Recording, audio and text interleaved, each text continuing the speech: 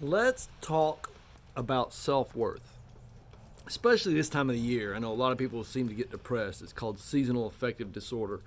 I know it's one of those things that has affected me in the past and will affect me again in the future, especially when you got a rainy, cold winter day and the daylights are getting shorter and it's just and you just get in those gloomy moods where you start wondering about your own self-worth.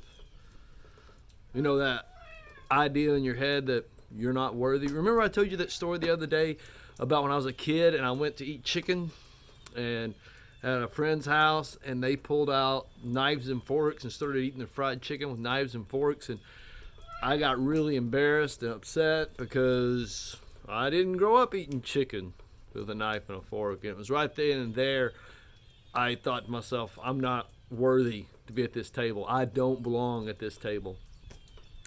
What I didn't tell you is they thought I did, or I wouldn't have got the invite.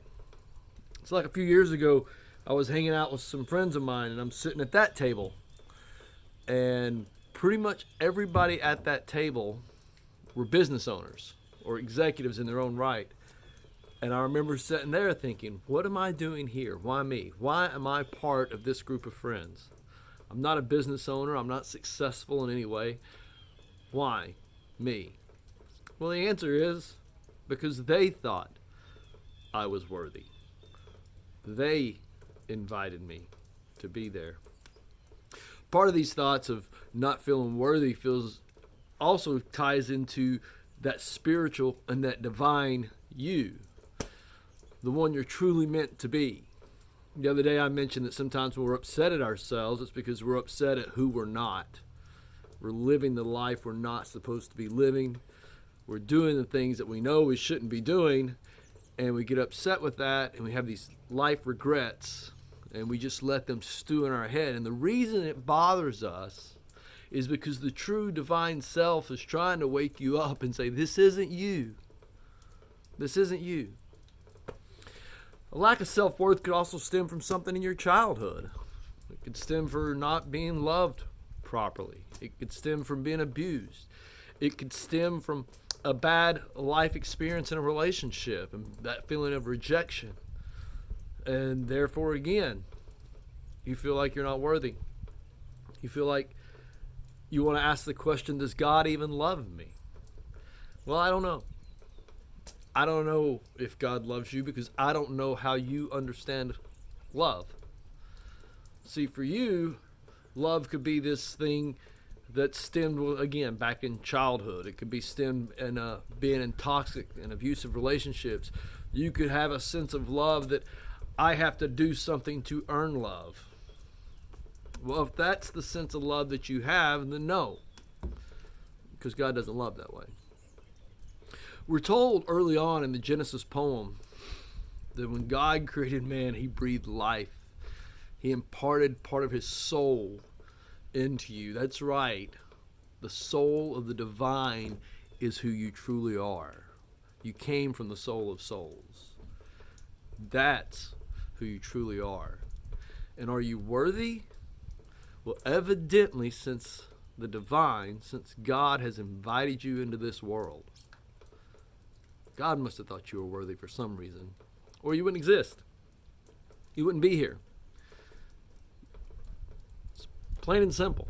So you are worthy to God. And you are worthy to your true and divine self of who you truly are.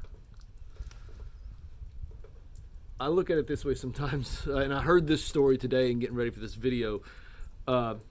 It's like you were born an eagle, right? But you were raised as a duck. Your entire life you thought you were a duck. So you lived like a duck. You acted like a duck. You walked around like a duck. And then someone comes along and says, no, you're not a duck. You're an eagle.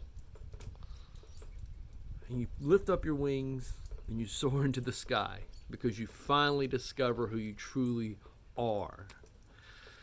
What are some ways to do that? Help other people.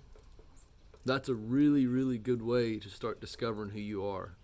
When you're going out and you're doing things for other people, when you're using those times and those talents, those abilities that only you have, the reason you're here, and you start doing that to make somebody's life a little better, you start doing that to help repair the world, you start doing that to lift somebody else up, you start discovering your true divine purpose and self. So yes, you are worthy, and more importantly, here's a great idea. Not only does the divine think you're worthy, otherwise you wouldn't be here, the divine must need you to be here. Now I want you to hear me when I say the divine needs you. There's a difference between needing someone and being needy for someone. When you're needy for someone, it's for what you can get out of it. You can't bring anything to God that God doesn't already have. God is perfect in all ways. So God doesn't need you for an end goal or a means. God needs you because he just wants to be with you. It's like a relationship. When you enter into a relationship, hopefully you enter into a relationship because you need that person in your life. It's not what they bring to it. It's not what they can do for you. It's just that you need them there and a part of your life. And when they're gone, what happens? You miss them. You're not missing what they brought to the table. You're just missing them. And that feeling of unworthiness, that feeling of self-doubt, that feeling of, does God love me, comes from your soul of souls missing you being who you truly are. All right, my friends, if you got questions about any of this or you'd like to talk further in depth, please message me, get in touch with me. I'd be happy to do that. We can meet face to face. We can do a video chat. You're going to have to warn me about the video chat because I need to get where there's some good Wi-Fi. Or we can just talk on the phone. If you like these videos, share them. If you get questions or comments, again, put them down there. And I will talk to you later. Bye.